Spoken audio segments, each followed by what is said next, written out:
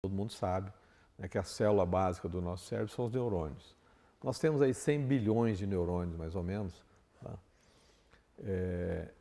E isso tinha lá antes a ideia de que não nascia neurônio, né? Então a primeira constatação que eles começaram a ver é que há, né, uma movimentação de crescimento de novos neurônios no cérebro. Tá? E uma das pesquisas foi feita em Harvard, publicado ano passado, com o programa, esse programa de redução de estresse. Eles pegaram as pessoas antes e depois do programa, tá? E descobriram que depois desses, né, são 2 meses do programa, depois desses 2 meses de prática meditativa, para aqueles que realmente praticaram, houve um crescimento da produção de neurônios na área do hipocampo, que é onde fica a nossa memória principalmente, está ali na área do hipocampo. Ali houve um forte crescimento de novos neurônios, o aparecimento de novos neurônios. Chamam isso de neurogênese, né? O crescimento de neurônios. Então já houve uma constatação importante aí, que era uma suspeita. Essas últimas pesquisas demonstraram essa produção de novos neurônios. É uma renovação do cérebro que não era conhecida pela ciência até então. Mas aí o que o neurônio faz? Como é que o neurônio funciona no nosso cérebro? Dessas pesquisas eles descobriram que o neurônio o que é? Primeiro, o formato dele, isso é visível no microscópio.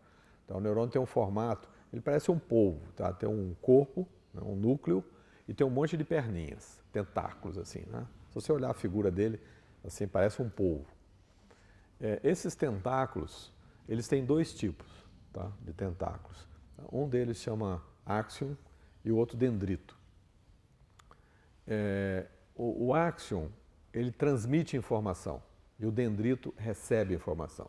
Então ele é um canal, um de informar, outro de receber informação. E isso fisicamente eles são diferentes. Quando você vê isso ampliado no microscópio, é bem perceptível o que é o dendrito, o que é o áxion. E como é que isso funciona? A informação que sai de um neurônio para o outro sai pelo áxion, tá, que vai até o dendrito do outro, ele encosta no dendrito. Esse ir para o outro, para o dendrito do outro neurônio, ele chega no dendrito, ele não interpenetra, não há uma penetração no neurônio seguinte, tá?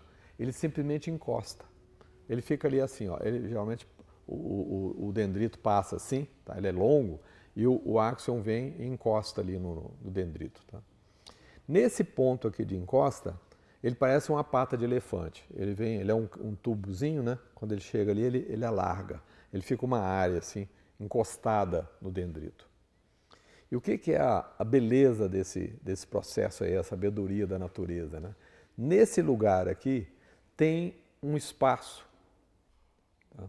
Tem um espaço milimétrico que chama sinapse, tá? Ali estão as sinapses, né? E o que acontece com as sinapses, né? Ela é simplesmente um espaço vazio. E ela tem uma propriedade fantástica. Ela deixa passar certas coisas e não deixa passar outras. Essas coisas que passam são os neurotransmissores. Então, ela deixa passar certos neurotransmissores e não deixa passar outros. Então, a nossa conduta humana totalmente depende disso. Porque eu sou mais agitado se eu for mais sensíveis à produção e à passagem de um determinado tipo de transmissor.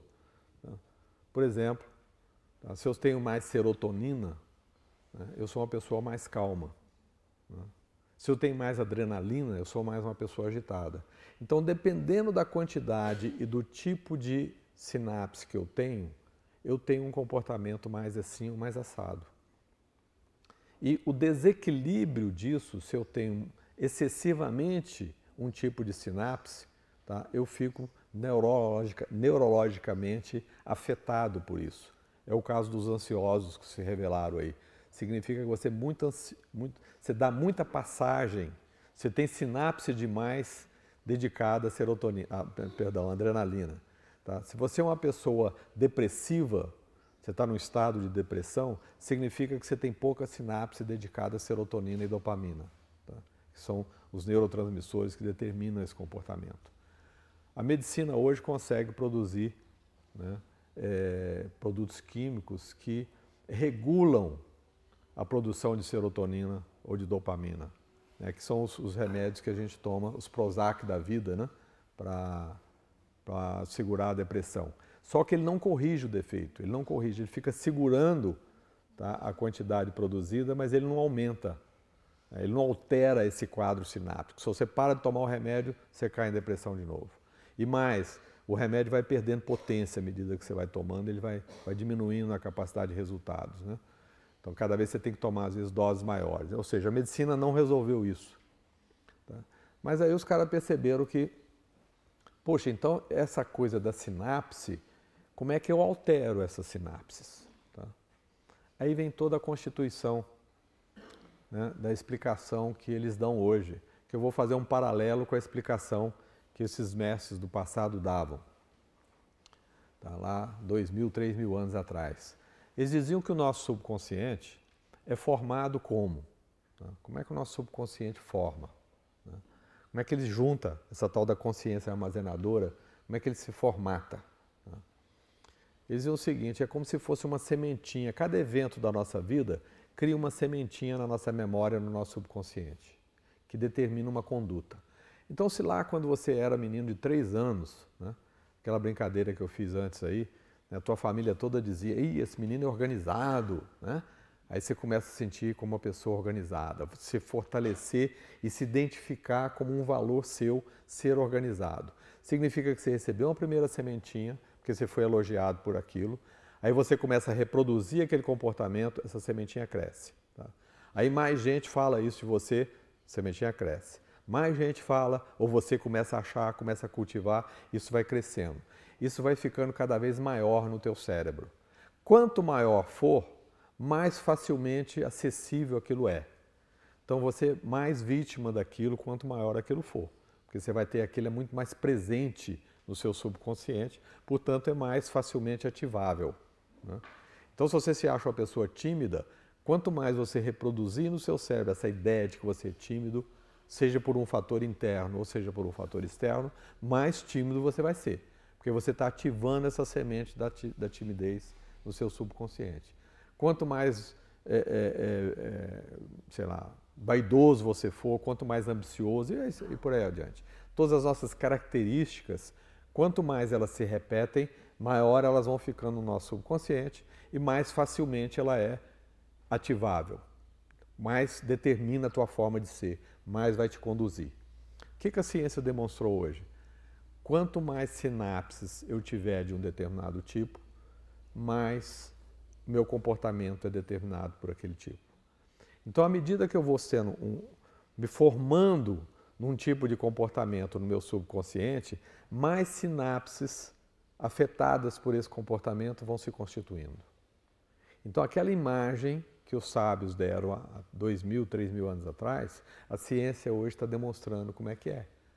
É quantidade de sinapses direcionadas para aquele tipo de comportamento. Elas são mais sensíveis aos fatores da memória que ativam aquilo.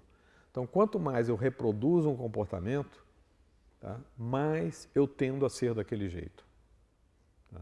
Então, quanto mais eu fortaleço a ideia da raiva, mais raivoso é você.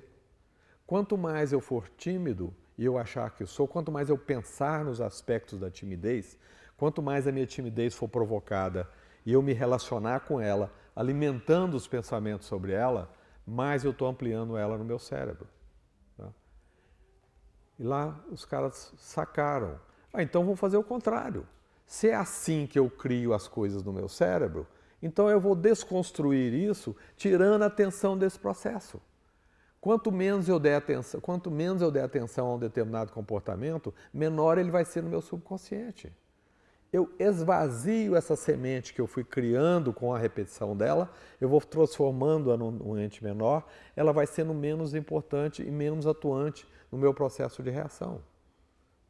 Então, o tirar a atenção, reconhecendo, tem que ser uma coisa reconhecida. Não é uma fuga de ver televisão, ou pegar um livro, ou pegar o celular para falar com alguém. Isso não altera nada, isso é simplesmente fuga. Eu estou esquecendo aquilo ali.